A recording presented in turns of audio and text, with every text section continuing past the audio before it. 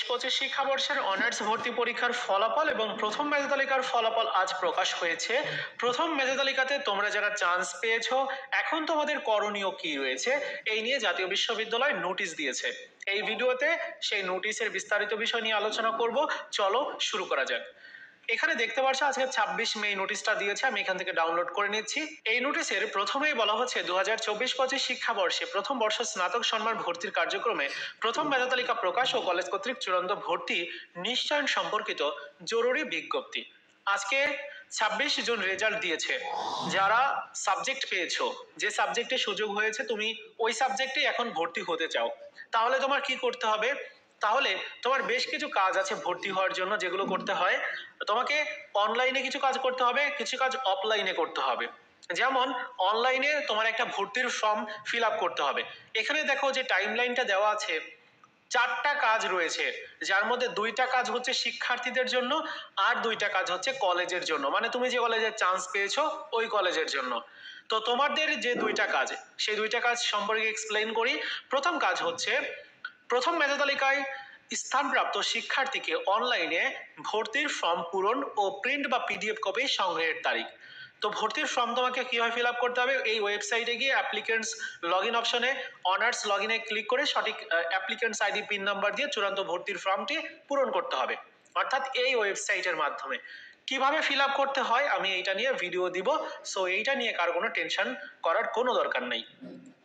২৮ তারিখ থেকে ১৫ জুলাই পর্যন্ত তোমরা এই ভর্তির ফর্মটা ফিল আপ করতে পারবে অনলাইন থেকে, এবং এইটাই কিন্তু ভর্তির ডেট। মানে তুমি এই ভর্তির ফর্মটা ফিল আপ করার পরে তোমাকে আরো বেশ কিছু কাজ আছে যেগুলো তোমাকে অফলাইনে অর্থাৎ সরাসরি কলেজে গিয়ে করতে হবে। ওই কাজটুকু তোমাকে কিন্তু ২৮ জুন থেকে ১৫ জুলাইয়ের মধ্যে করতে হবে। ভর্তির ডেট কিন্তু এইটাই। এবং তোমার সুবিধা মনে হয় এরকম একটা ডেটে তুমি যাবে। তোমার এই ভর্তি যে অনলাইন থেকে ফিল আপটা করবে ফর্মটা, ওই ফর্মটা ফিল আপ করার পরে তুমি একটা ফর্ম পাবে, যেটাকে ভর্তির ফর্ম বলে। ওই ভর্তির ফর্মটা ডাউনলোড করতে হবে এবং যে কোনো প্রিন্টারের দোকান থেকে কালার প্রিন্টার দিয়ে প্রিন্ট করাতে হবে। প্রিন্ট করানোর পরে তোমার ওইটার সাথে আরো বেশ কিছু ডকুমেন্টস জমা দিতে হবে। যেমন তোমার একাডেমিক পেপার, সেক্ষেত্রে এসএসসি এইচএসসির মূল নম্বরপত্র অর্থাৎ মার্কশিট, এবং তোমার প্রশংসাপত্র লাগবে এইচএসসি পরীক্ষার। তারপর তোমার ছবি লাগবে, পাসপোর্ট সাইজের মোটামুটি 4 কপি 5 কপি লাগতে পারে। এইটা আসলে কলেজ ভেদে, বিভিন্ন কলেজে বিভিন্ন রকম।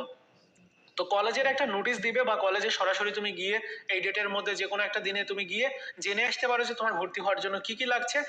ওই ডকুমেন্টস গুলো এবং যে পরিমাণ টাকা তারা বলে, ওই টাকাটা নিয়ে তুমি ওই ডেটে গিয়ে, বা তোমার মনে হয় যে ডেট তোমার ভালো হবে, সুবিধা হবে, ওই ডেটে গিয়ে তুমি ভর্তি হবে।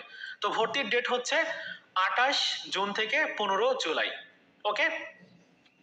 এবং দ্বিতীয় যে কাজ, এই কাজটিতে বলা হচ্ছে প্রথম মেধা তালিকায় স্থানপ্রাপ্ত শিক্ষার্থীকে চূড়ান্ত ভর্তির ফর্ম সহ রেজিস্ট্রেশন ফি, এই যে ৫৬৫ টাকা, এটা তোমাকে আলাদা করে আর জমা দেওয়া লাগবে না। ভর্তির যে ফিজ আছে একটা নির্দিষ্ট, অনেকে বলতে পারো যে ভাইয়া কত টাকা লাগতে পারে। সরকারি কলেজে ৩৫০০ টাকা থেকে ৫০০০ টাকা পর্যন্ত লাগতে পারে, বেসরকারি কলেজে এর থেকে বেশি, যেমন ৫ থেকে ৬ হাজার, কিছু কলেজে আছে ৭ থেকে ৮ হাজার, কিছু কলেজে ১০ হাজার বা তার থেকেও বেশি লাগে। যে কলেজে যেরকম, ওই কলেজে ওই রকম টাকা দিয়েই তোমাকে ভর্তি হতে হবে। সো এই 2টা কাজ হচ্ছে তোমাদের জন্য করণীয়।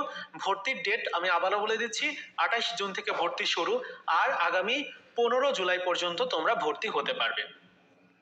আর বাকি যে 2টা কাজ আছে, এই 2টা কাজ তো কলেজ কর্তৃপক্ষের করণীয়। যেমন তুমি ভর্তি হওয়ার পরে তোমার ভর্তিটা কলেজ নিশ্চয়ন করেছে কিনা, যেমন তুমি যে ছবি দিয়েছো বা যে ডকুমেন্টস গুলো দিয়েছো, এগুলো ঠিকঠাক আছে কিনা, এগুলো যাচাই বাছাই করবে কলেজ, এবং কলেজ যাচাই বাছাই করার পরে তোমার ভর্তিটা নিশ্চয়ন করে দিবে। যদি কোনো গড়মিল হয় তাহলে তো নিশ্চয়ন করবে না, কারণ যদি তোমার নিজের ছবি হয়ে থাকে, তাহলে অন্য কারো ডকুমেন্টস যদি তুমি জমা দিয়ে আসো তাহলে তো হবে না। সো কলেজ কর্তৃপক্ষের যে কাজ, সেই কাজটুকু 29 তারিখ থেকে 20 তারিখের মধ্যে করবে। আরেকটা কাজ আছে, এটাও কলেজ কর্তৃপক্ষের করণীয়। ওই যে ৫৬৫ টাকা জাতীয় বিশ্ববিদ্যালয়ের ফিজ, ওইটা তোমার যে ভর্তির ফিজ আছে ৩৫০০ টাকা থেকে ৫০০০ টাকার মধ্যে যে টাকাটা হয়, ওইটার থেকেই তোমাকে এই ৫৬৫ টাকা কলেজ কর্তৃপক্ষ কেটে তার জাতীয় বিশ্ববিদ্যালয় বরাবর পাঠিয়ে দিবে। সো তোমাকে আলাদা করে এই টাকাটা দিতে হবে না।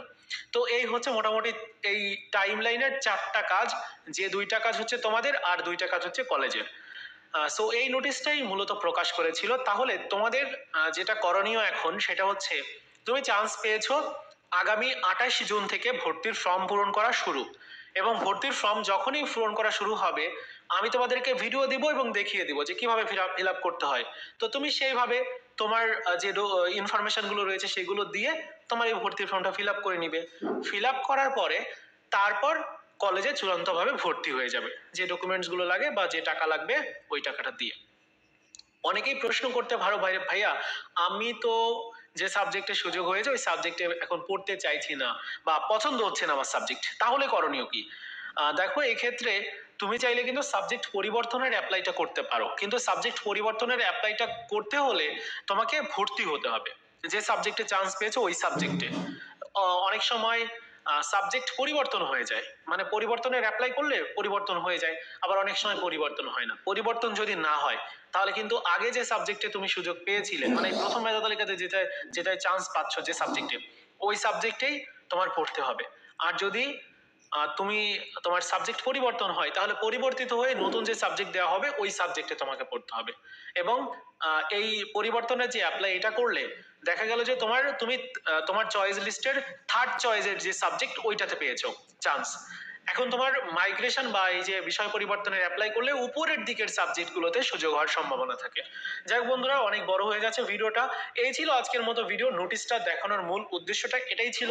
তোমরা অনেকেই বুঝতে পারছিলে না যে আসলে কি করণীয় আমাদের। চান্স তো পেয়ে গেলাম, তাহলে কি করব? আশা করি তোমরা সবাই উত্তর পেয়ে গেছো। কি করণীয় তোমাদের? ভর্তি হতে হবে এখন।